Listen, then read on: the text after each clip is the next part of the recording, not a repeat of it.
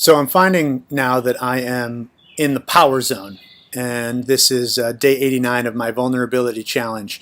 I am being asked to coach people through storytelling as it relates to their values, as it relates to the stories they're telling within their organizations.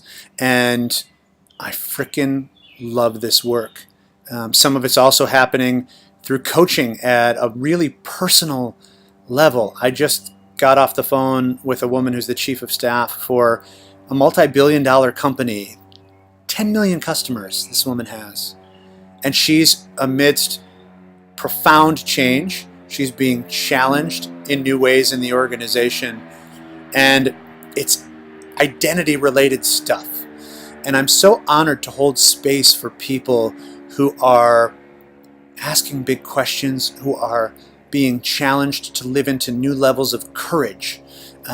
This morning, I was coaching someone at a financial company who is being challenged on Tuesday night to share a personal story about his relationship to one of the company's core values. And we determined through the conversation that he had one of two paths that he could choose in presenting Tuesday night.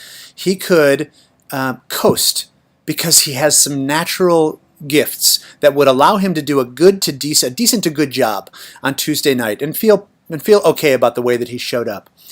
Or he has the ability to show up as a rock star, which would require him to care more deeply about the way that he shows up and the results, to care enough that he's going to practice the hell out of his story so that when he stands up in front of his other employees, he can share it in a way that it's accessible, that people can see his heart and his joy and his intention and his excitement for what's possible at the organization, to be able to challenge him and make him aware that the choice exists so that he can decide which version he wants to show up as. We were able to look forward and say, okay, if you show up in that decent to good range, how are people going to receive you in the hallways afterwards? How easy is it going to be for you to push through things that are important to you versus if you show up as a rock star and people feel your courage and it demands respect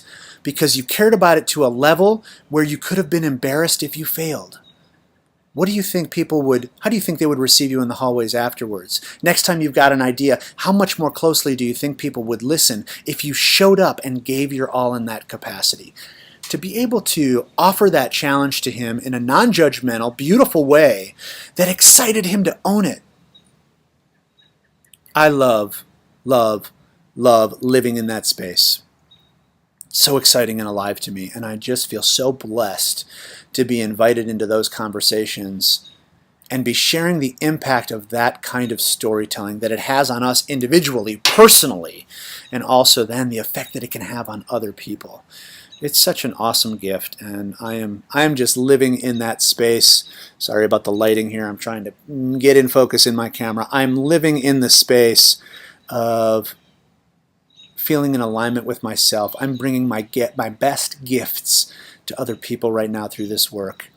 And it's only been possible because of the alignment I've been willing to nudge or possibly even shove myself into through the vulnerability that I've offered others, through the skills I've developed, through so many intersections that have brought me to this place where this is what I get to do, that I was divinely made to do.